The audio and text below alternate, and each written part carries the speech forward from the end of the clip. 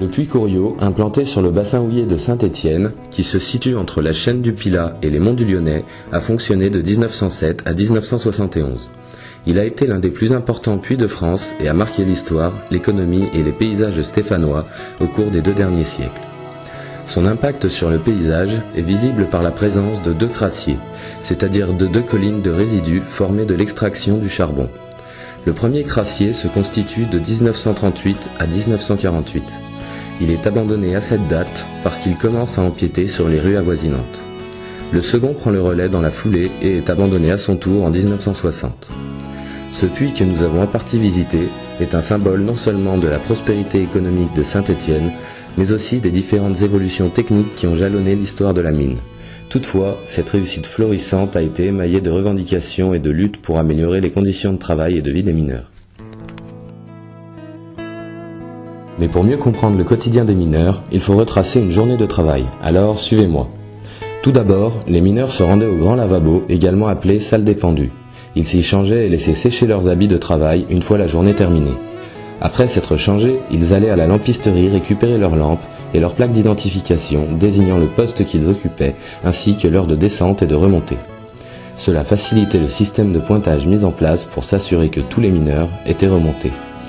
Les lampes qu'utilisaient les mineurs n'ont cessé d'évoluer. On est passé de la rave, cette petite lampe à huile stéphanoise, à la lampe électrique, puis à la frontale intégrée au casque. Puis, les mineurs poursuivaient leur progression jusqu'à la salle des machines, où se trouve le compresseur qui a considérablement amélioré leurs conditions de travail.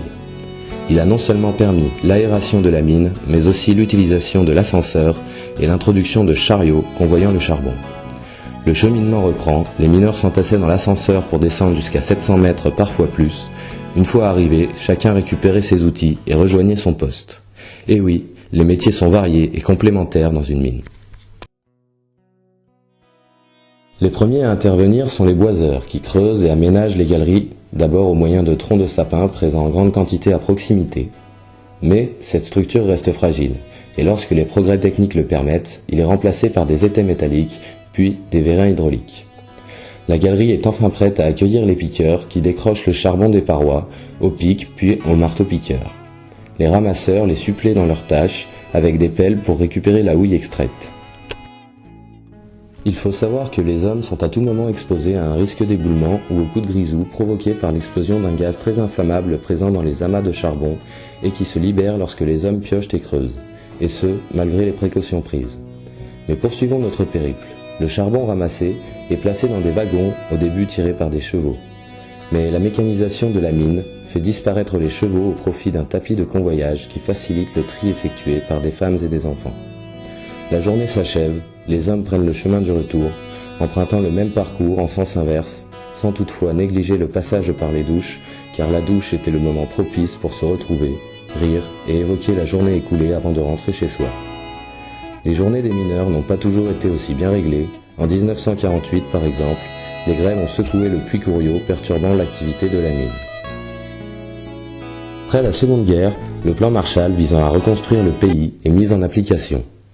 Malgré cela, le rationnement perdure et les salaires restent bas, provoquant la colère des mineurs. Petit à petit, la situation s'envenime et des grèves commencent à éclater un peu partout en France durant l'année 1948. À cette même époque, le député de la Loire, M. Lacoste, publie un décret qui a de quoi révolter les mineurs.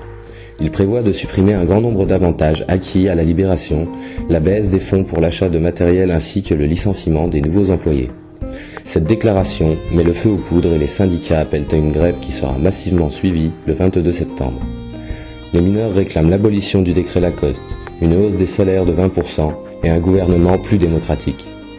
Malheureusement, les manifestations sont violemment réprimées par les CRS.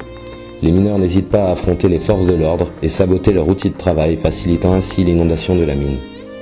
Le 26 novembre, une opération d'arrestation massive est lancée afin de neutraliser les personnes influentes des mouvements de grève. Le bilan sera lourd, 6 morts, 225 inculpations, dont 131 condamnations. On retiendra cependant que le quotidien difficile et les luttes menées pour améliorer le sort de tous ont forgé la culture ouvrière.